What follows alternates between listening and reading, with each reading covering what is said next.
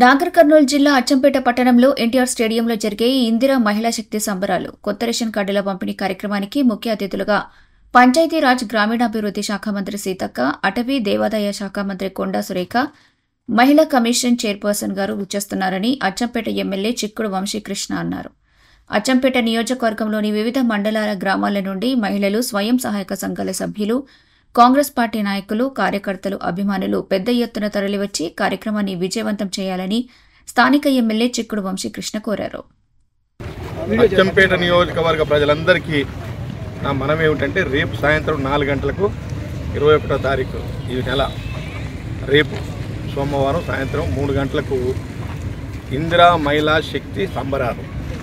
దాంతో పాటుగా ration card గౌరవ ముఖ్యమంత్రి గారు కొత్త రేషన్ కార్డులు అదేవిధంగా అదనంగా రేషన్ కార్డుల పేరు నమోదు కార్యక్రమం కూడా చేయడం జరిగింది. దయచేసి అందరూ ప్రతి ఊరు నుంచి మహిళలు అదేవిధంగా రైతులు, యువకులు పెద్ద మొత్తంలో వచ్చి ఈ కార్యక్రమాన్ని విజయవంతం చేయాలని కోరుతా ఉన్నాను.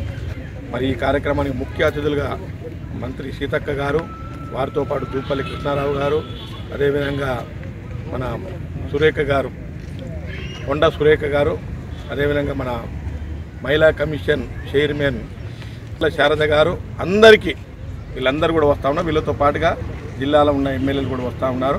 దయచేసి ఈ కార్యక్రమాన్ని విజయవంతం చేయాలని కోరుతూ సెలవు తీసుకుంటున్నాను. Thank you.